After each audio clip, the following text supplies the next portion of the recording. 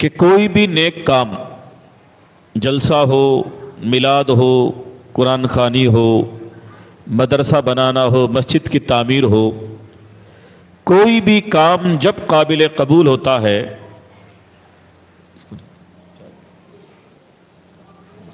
کوئی بھی کام جب قابل قبول اور قابل رشک ہوتا ہے، توجہ ادھر، کہ جب اس کام کے پیچھے آپ کی نیت یہ ہو کہ میں یہ کام اللہ کے لیے کر رہا ہوں۔ کس کے لیے کر رہا ہوں؟ اللہ کے لیے کر رہا ہوں۔ اگر آپ حضرات کی نیت میں یہ ارادہ نہیں ہے کہ اس کام سے اللہ خوش ہو، بلکہ آپ دوڑ بھاگ میں لگے ہوئے ہیں کہ لوگوں کو اچھا لگے، میرے دوست کیا کہیں گے، برادری کیا کہے گی، اس بنیاد پہ کوئی کام کرتے ہیں تو کام قابل قبول نہیں ہے۔ نبی کریم علیہ الصلوۃ والسلام کی ایک بڑی مشہور زمانہ حدیث ہے۔ حضور صلی اللہ علیہ وسلم نے ارشاد فرمایا، انما الاعمال بالنیات، بلا شبہ تمام کاموں کا دار و مدار نیتوں پر ہے۔ کن پر ہے؟ زور سے، نیتوں کے اوپر ہے۔ آپ کوئی بھی کام کریں، سب سے پہلے اپنے دل کو ٹٹول لیں، میں جو کام کرنے جا رہا ہوں اس میں اللہ کی رضا ہے یا پھر پلاننگ کسی کو نیچا دکھانا ہے؟ اللہ کی رضا اگر پلاننگ ہے یا پھر فلانے محلے والوں سے ٹکر کی نشانی ہے؟ پہلے یہ جب ہم کہیں جاتے ہیں نا، پہلے کپڑے پہنتے ہیں نا، کیا جیکٹ اچھی لگ رہی ہے کہ نہیں لگ رہی، یار کپڑے اچھے لگ رہے ہیں کہ نہیں، پہلے یہ دیکھتے ہیں نا۔ تو یہ ہوتا ہے دنیا کو دکھانے کے لیے کہ یار کپڑوں پہ کوئی ہنسے نہیں۔ اسی طرح آپ کو اخروی معاملات میں یہ دھیان رکھنا چاہیے کہ میں جو کام بظاہر نیک لگ رہا ہے، وہ نیک کام کا اسٹرکچر تو بڑا نیک ہے، جیسے نماز، سجدہ، رکوع، تسبیح، درود ابراہیمی وغیرہ وغیرہ، یہ تو اسٹرکچر ہوا نا۔ فاؤنڈیشن کیا ہے؟ اگر فاؤنڈیشن میں اللہ کی رضا کی سیمنٹ ہے جب تو وہ کام ہے، ورنہ کام نہیں ہے آپ کا۔ حضور کی حدیث ہے، من صلی، کسی نے نماز پڑھی تاکہ لوگ مجھے نمازی کہیں، میرا ایک کردار کا ڈھنڈورا پیٹا جائے، بڑا نمازی آدمی ہے۔ من صاما، جس نے روزہ رکھا، اور پلاننگ یہ ہے کہ لوگ کہیں ابھی اس کا کبھی روزہ چھوٹتے نہیں دیکھا ہم نے، اور پلاننگ یہ ہے کہ لوگ مجھے تھوڑا ڈھنگ کا مانیں، فقط اشرکا، اس نے شرک کر دیا۔ اس نے کیا کر دیا؟ شرک کر دیا۔ یعنی ایک تو اس اللہ کو مان رہا ہے یہ جو عرش اعظم والا ہے، اور دوسرے یہ چھوٹے چھوٹے خدا بنا رکھے ہیں کہ یہ بھی اچھا کہیں مجھے۔ بندہ مومن کا کام صرف اللہ کے لیے ہونا چاہیے۔ اس کے لیے ہونا چاہیے، زور سے، اللہ کے لیے۔ ہمارے مسلمانوں میں، خاص کر ہمارے سنیوں کے اندر بہت بڑی کمی ہے یہ کہ ان کے یہاں اللہ کا ذکر آتا ہی نہیں ہے۔ ٹھیکہ ہے جنت کا، سنی جنت میں جائیں گے، جنت منڈور میں بنی ہوئی ہے جودھ پور میں، وہاں جائیں گے آپ ٹکٹ لے کر کے 20 روپے کا، اب تو بچہ 40 کا ہو گیا ہوگا، کچھ عرصے پہلے 20 روپے کا تھا۔ تو عرض کرنے کی منشا یہ ہے کہ اگر کسی کو ایسا لگتا ہے کہ میں جنت میں جاؤں گا تو یہ ڈیسائیڈ ہوگا اس کی نیتوں پر۔ اگر اس کی نیت اللہ کے لیے کام کرنے کی ہے، امید ہے اس کا کام اللہ قبول فرمائے۔ سمجھے صاحب؟ تو اسی طرح یہ جو 5 راتوں کا جو یہ مجلس ہوتی ہے نا، یہ کسی کو نیچا دکھانے کے لیے نہیں ہونی چاہیے، کسی کو ہلکا دکھانے کے لیے نہیں ہونی چاہیے، بھڑاس نکالنے کے لیے نہیں ہونی چاہیے۔ وہ تو نبی کریم علیہ الصلوۃ والسلام نے ارشاد فرمایا تھا کہ اس مہینے کی طاق راتوں کے اندر، اس مہینے کی آخری عشرے کی طاق راتوں کے اندر شب قدر کو تلاش کرو۔ کیا کرو؟ تلاش کرو۔ جلسہ میلاد جب کامیاب ہے کہ آپ کی پلاننگ کلاس کی ہو کہ جو آئے نا ان کو میں کچھ پڑھاؤں۔ اب آنے والوں کو بیچاروں کو اردو نہیں آتی، میں ان کو بات کروں وہ فتح عالمگیری کی، ان بیچاروں کو تو بے بالا نہیں آتا، یہ عالمگیری کا کریں گے کیا؟ تو ان لوگوں کو ایسی کوئی تقریر، ایسی کوئی باتیں بتائی جائیں جو ان کو یاد ہو جائیں، اور یہ اپنے بال بچوں کو کم سے کم جا کے بتا پائیں۔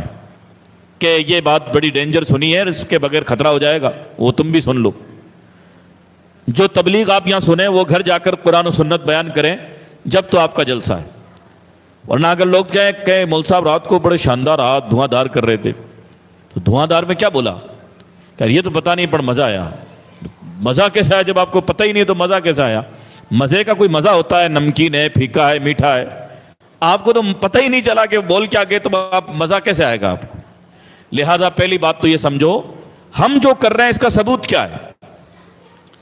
یہ نہیں ہونا چاہیے کہ ہمارے بڈیرے کرتے تھے. بڈیرے کوئی ثبوت نہیں ہے، بڈیرے کوئی دلیل نہیں ہوتے ہیں.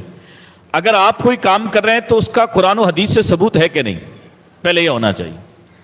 تو ہم جو یہ بیٹھ کر کے کچھ دین کی بات کریں اس کا ثبوت کیا ہے؟ ثبوت تو سب سے پہلے یہ ہے کہ اللہ تعالیٰ نے قرآن کریم میں ارشاد فرمایا انا انزلناہ فی لیلۃ القدر، ہم نے قرآن کریم کو قدر والی رات میں نازل فرمایا. 2-3 دن پہلے میں نے شاہی مسجد کے اندر بھی کچھ نوجوان بچے جو تراویح کے بعد مسئلے سنتے ہیں ان کو میں نے سمجھایا تھا. اب اگر اس شربت سے فری ہو گئے اور توجہ ادھر دیں گے تو آپ کو آج کی رات اس مجلس میں بہت سارے مواد ملیں گے، بہت سارے مسائل ملیں گے. خاص کر آپ کے میڑتا کے بازاروں میں جو چرچائیں چل رہی ہوتی ہیں جس سے آپ کا وقت خراب ہو رہا ہے، ان معاملات میں آپ کسی بھائی کی اصلاح کر سکتے ہیں. ٹکر لینا نیت نہیں ہونی چاہیے، اصلاح کی نیت ہونی چاہیے. میں چاہوں گا کہ اپنی تھوڑی دیر کی گفتگو میں کچھ قرآن کی آیتیں، اور 11:55 ہوئے ہیں، 1 گھنٹے کے اندر کوشش کروں گا کہ میں آپ تک کچھ باتیں پہنچاؤں جس میں کچھ مسائل، قرآن کریم کی کچھ آیتیں، کچھ حدیثیں آپ تک پہنچاؤں. آپ گھر جا کر اپنے دوستوں سے بیان کریں. تو اللہ تعالیٰ نے قرآن کریم میں ارشاد فرمایا انا انزلناہ فی لیلۃ القدر، ہم نے قرآن کریم کو قدر کی رات میں نازل فرمایا. آپ لوگ اگر کچھ پڑھے لکھے بچے جو اسکول جا چکے ہوں یا جا رہے ہوں تو انہیں یہ معلوم ہوگا کہ اسکولوں میں آپ کو ایک وچن اور بہوچن پڑھایا جاتا ہے نا. اردو میں اس کو واحد اور جمع کہا جاتا ہے، ایک وچن واحد، بہوچن جمع. اور عربی میں یہ 3 ہوتا ہے، واحد، تثنیہ اور جمع. ہندی اردو میں تو ایک ہی ہوتا ہے، واحد جمع. فارسی اور اردو اور ہندی ان میں 2 ہی ہوتا ہے، واحد جمع، ایک وچن بہوچن. عربی میں 3 ہوتے ہیں. عربی میں کتنے ہوتے ہیں؟ ایک وچن، 2 وچن، بہوچن. سمجھ آ رہی ہے بات؟ یہ مسئلہ یاد ہو جائے گا. اللہ فرماتا انا انزلناہ فی لیلۃ القدر، عربی میں رات کو لیل کہتے ہیں. عربی میں رات کو کیا کہتے ہیں؟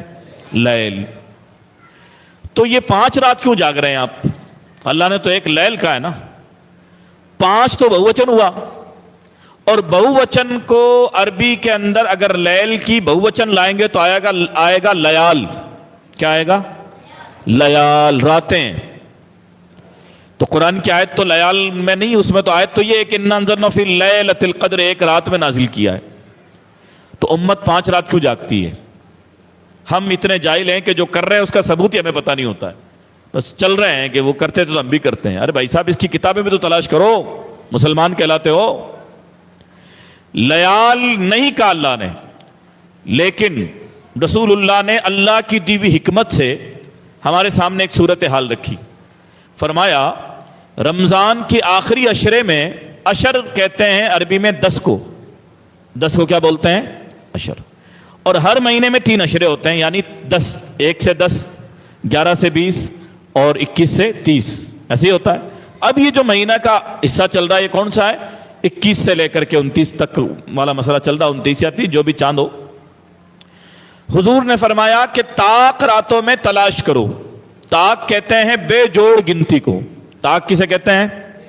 جوڑ سے. بے جوڑ گنتی کو طاق کہا جاتا ہے. جیسے 1، 3، 5، 7، آگے 9، 11، 13، اسی طرح آگے تک چلے جائے. تو آخری عشرہ ہے 10 کے بعد، 20 میں روزے کے بعد میں آخری عشرہ. اس آخری عشرے میں 5 طاق راتیں ہوئی، 21، 23، 25 اور 27 اور 29. حضور فرما رہے ان راتوں میں اسے تلاش کرو. اسے کیا کرو؟ اس مسئلے کا حل کیوں نہیں بتا دیا رسول اللہ نے؟ ہم پر آپ پہ چھوڑا، تلاش کرو. اب علماء کرام نے جو حضور کے زمانے کے ان کے پڑھائے ہوئے عالم لوگ تھے، صحابہ تھے، انہوں نے اپنے استعداد اور اپنی ریسرچ کے مطابق کسی کو لگا کہ نہیں یار یہ 21ویں شب ہے جو نزول قرآن کی رات ہے، کسی کو لگا کہ نہیں یار یہ 23ویں ہے، الگ الگ دلائل کے ذریعے انہوں نے اس کو طے کیا۔ میں چاہوں گا کہ پیغام نشر کرنے کے لیے تمہارا ایک ہی کافی ہے، آپ یہ موبائل زیادہ بند کر دیں تو زیادہ بہتر ہے، آپ کا سارا روحانیت اسی میں چلی جائے گی، آپ کو خود کو ہی پیغام نہیں ملے گا، آپ لوگوں کو کیا دیں گے؟ تو میں چاہوں گا آپ فوکس یہ قرآن کھولنے والا ہوں اس پر کریں، ہے نا؟ آپ اگر سدھر گئے نا، جتنے لوگ بیٹھے ہیں سمجھو سارے گھروں میں پیغام چلا گیا۔ ابھی یہاں 25 20 30 لوگ بیٹھے ہیں، 30 سدھریں گے تو سمجھو صبح ہی میڑتا کا رنگ چینج ہو جائے گا، اور آپ ریلے کر دیں سعودیہ تک، اور آپ کو خود کو ہی پتہ نہ چلے کہ مولوی صاحب کہ یار میں تو اس کو زوم میں لگا ہوا تھا، تو زوم میں رہیے پھر آپ اگر زوم میں لگے ہوئے تھے تو۔ بہرکیف یہ بات آئی تو میں نے بیچ میں کہہ دی۔ میں آپ کو یہ سمجھانا چاہتا ہوں کہ بھائیو، اسلام کے نظام میں، اسلامی قانون میں ایسا ہوتا ہے کہ ایک مسئلے پر الگ الگ عالموں کی الگ الگ رائے ہوتی ہے، سمجھ آ رہی بات؟ اور ایک پڑھا لکھا طبقہ اس بات کو جانتا ہے، صحابہ بھی اس بات کو جانتے تھے، اور جن کو آپ اپنا بزرگ کہتے ہیں وہ بھی ان باتوں کو جانتے تھے، لیکن ہم اور آپ ان باتوں کو نہیں جانتے کیونکہ ہم نے کوشش نہیں کی جاننے کی، ہم نے دین کی قدر نہیں کی، اس لیے ملجھ رہے ہیں۔ اکثر ایسا ہوتا ہے کہ یار یہ مول صاحب تو یوں کہہ رہے ہیں، وہ مول صاحب تو یوں کہہ رہے تھے، ہمارے مول صاحب نے تو یوں کہا ہے، تو تمرے مول صاحب نے تو یوں کہا ہے۔ اب الجھ رہا ہے نا لوگ، ملا کیا فائدہ؟ ملا یہ کہ لوگوں کو پتا چل گیا کہ آپ کی کنڈیشن کیا ہے شہر میں، یہ ملا آپ کو۔ گولیوں سے اڑائے جا رہے ہو، بوم لنچنگ آپ کی ہو رہی ہے، ٹرینوں میں پیٹے جا رہے ہو، اسٹیشنوں پر مار کھا رہے ہو، کارخانوں میں مار کھا رہے ہو، اور دعویٰ ہے کہ اللہ کو مانتے ہیں۔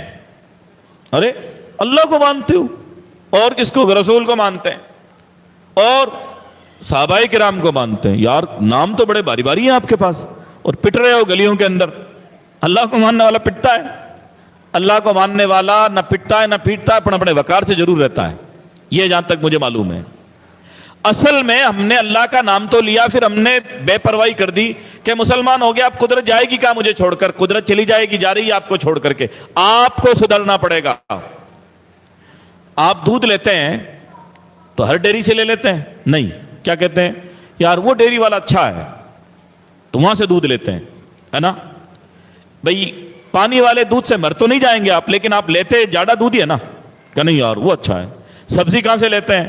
کہ سبزی منڈی والے خراب اسٹیشن پہ اچھی ملتی ہے سبزی، اس سبزی سے مریں گے تو نہیں نا آپ، لیکن آپ اپنے ذائقے اور اپنے صحت کے لیے لیتے تو اچھا دودھ ہے نا، لیتے تو اچھی سبزی ہے نا۔ تو یار اللہ کا دین کے لیے ہر مولوی اچھا ہے آپ کے یہاں، کہ وہ ٹوپی ڈاڑی والا آئے تو انہوں نے کہا تو ہم نے مان لیا، ایسا نہیں ہوتا ہے۔ اللہ کے دین کے لیے بھی دیکھنا پڑے گا کہ یہ کمپنی سے مال لایا ہے کہ نہیں۔ کمپنی یہ ہے اللہ کی کتاب، سبحان اللہ، زور سے بولو، یہ ہے کمپنی، اللہ کی کمپنی، یہ مال اللہ تعالیٰ کا تیار کیا ہوا ہے، اس سے مال آتا ہے تو ٹھیک ہے، اور اگر اس کے نام سے ڈپلیکیٹ ہے تو پھر غلط ہے۔ سمجھ آ رہی بات؟ ہم نے آپ نے اپنے بچوں کو پڑھانے کے لیے اسکول اچھی تلاش کی، شریعت کے مسئلوں کے لیے ہر مول صاحب وہی مول صاحب ہیں، تمی مول صاحب ہو، ہم ہی مول صاحب ہیں۔ نہیں بھیا، مولانا صاحب سے پوچھیے حضرت آپ جو بیان کر رہے ہیں یہ لکھا ہوا کہاں ہے؟ کیونکہ آپ پہ تو وہی اترتی نہیں ہے، وہی تو رسول اللہ پہ اترتی تھی، تو یہ آپ نے وہیں سے لیا ہوگا، تو حضرت یہ لکھا ہوا کیا ہے؟ اب اور آئیں بائیں شائیں کرے کہ نہیں ہم نے سنا ہے کہ نہیں حضرت، اب معاف کرنا آپ نے سنا ہوا ہے، ہم جو ہے کھڈے میں گر جائیں گے سننے کے چکر میں۔ آپ یہ بتائیے قرآن میں ہے کیا؟ حدیث رسول میں ہے کیا؟ اور حضور کا ارشاد ہے کہ علیکم بسنتی و سنت الخلفاء الراشدین، تم پر میری سنت اور میرے خلفاء کرام کی سنت واجب ہے۔ تو صحابہ کرام کا اگر عمل ہو تو بتائیے، ہم جو کام کرنے جا رہے ہیں، بیٹھے ہوئے ہیں، عبادت کہہ سکتے ہیں آپ اس کو اگر دین کی بات ہوتی ہے تو چونکہ رسول اللہ نے فرمایا تلاش کرو، تلاش کرو، تو اب ہم اس حدیث کے تحت ان تمام جانکاروں کی ریسرچ کا احترام کرتے ہیں جو کہتے ہیں 21ویں ہے، کہ نہیں یار 23ویں ہے۔ ہم تمام کا احترام کرتے ہوئے 5 راتوں میں اہتمام کرتے ہیں۔ اب اہتمام تو خیر آپ کر رہے ہیں، باہر تو چائے اور بڑے وغیرہ چل رہے ہیں، ان کو تو جاگنی رات نہیں کہا جا سکتا ہے، وہ تو ٹھیک ہے، ان کو مزہ مل گیا کہ آج ہم اکیلے نہیں کچھ اور بھی جاگ رہے ہیں، تو وہ تمام لوگ ہوٹلوں کے اندر بیٹھ کر کے موبائل کی اسکرین ان کے سامنے ہے، وہ اس چکر میں نہ رہیں کہ انہیں کوئی ثواب ملنے والا ہے.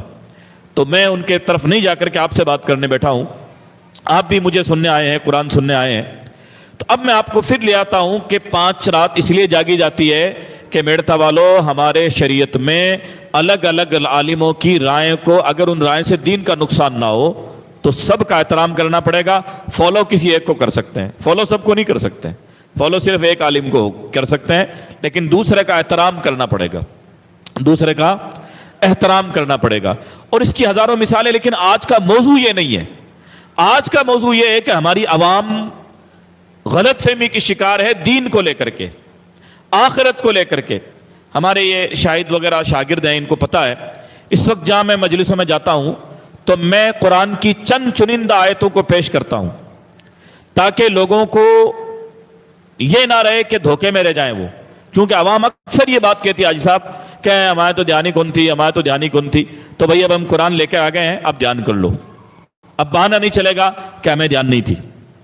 اب آئیے میں قرآن کریم کھول کر کے آپ کو سناتا ہوں کہ ہم جس کو صحیح مانتے ہیں کیا وہ صحیح ہے, ہم جسے نیک کام مانتے ہیں کیا وہ نیک کام ہے, ہم جس ڈگر پہ چل رہے ہیں کیا وہ ٹھیک ہے کہ نہیں.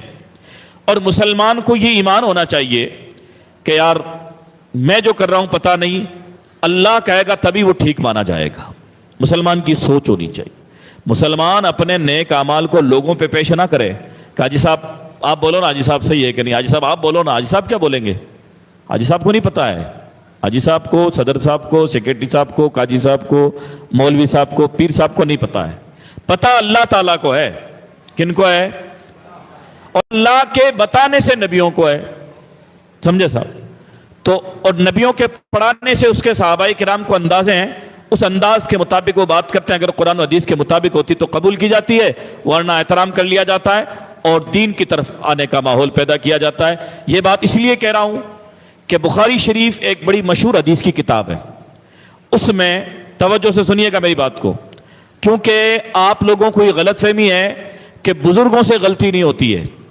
غلطی صرف اللہ کی عطا سے, نبیوں سے نہیں ہوتی ہے, باقی سب سے ہوتی ہے. اور اس کا ثواب, اس کا ثبوت حدیث پاک ہے.